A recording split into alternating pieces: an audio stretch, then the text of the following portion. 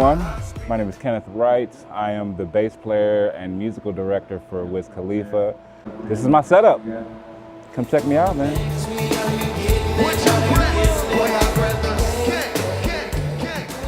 Because of my job and being the musical director for Wiz and the bass player, I'm pretty much doing a lot. I'm doing, I have a lot going on over here.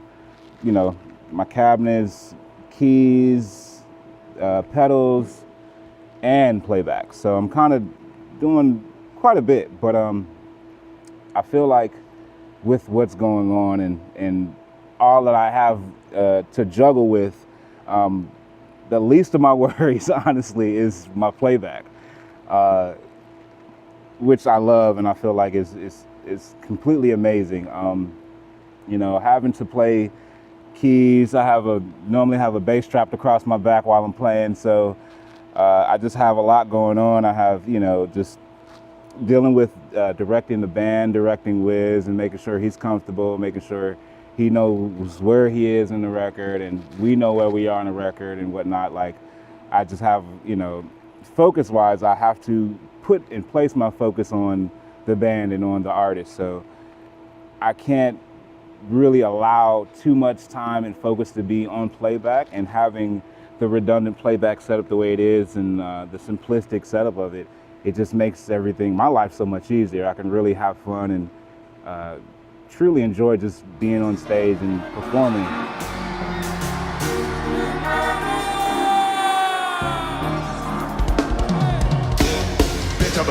So just to take you guys, around my setup, this is my rack setup. It's pretty simplistic. I have cabinets, DI rack, not cabinets, but bass heads, DI rack, mixer for both keys and my bass. And of course the Play Audio 12, DIs, which, the outs from here going straight into the DI. DI goes, where it needs to go. As far as front of house and monitor world, we have two 13-inch laptops. I wanted the 13-inch because they're smaller, a lot easier to deal with, carry-wise and just travel-wise. We travel all the time, every weekend, all week, and we're on tour now, dazed and blazed.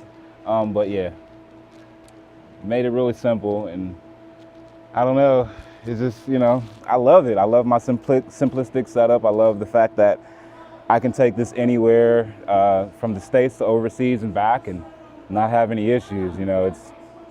It makes my life a lot easier, to say the least. So, but welcome to my world. Welcome to Bass World.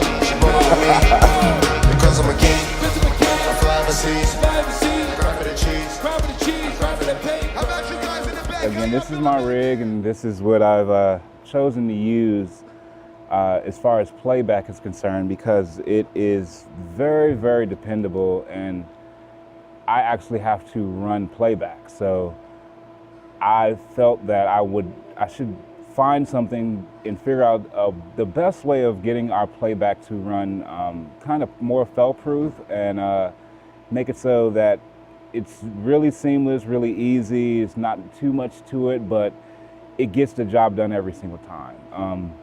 And so what I came up with was the Play Audio 12, of course, is definitely the core of everything.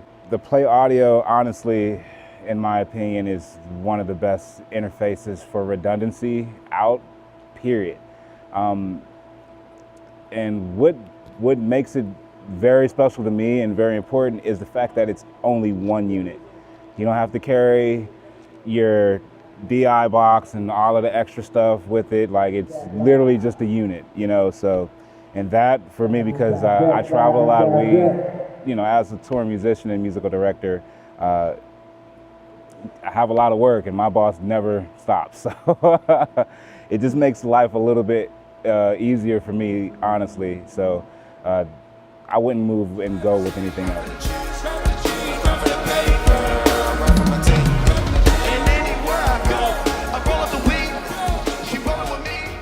My computers everything is really easy. I have a master Ableton session, so every time we hit a tour, every time we do a show, every single set that Wiz decides to come up with are in the Playback computers.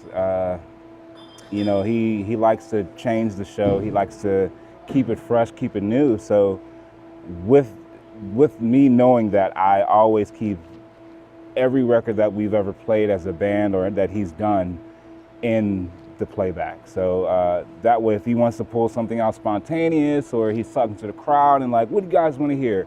Cool, well, you know, he'll name a song and off we go. Simple as that. Like, no wait, no trying to dial it in. It's just all there. So, which is awesome for me because I don't have to jump around in Ableton as far as just trying to find out what song goes where and everything of that nature. It's all just completely loaded in. So, and the way we have it broken down is just to get a little specific for you guys. So we have it broken down. You have drums, vocals, music, click, and vocal slate.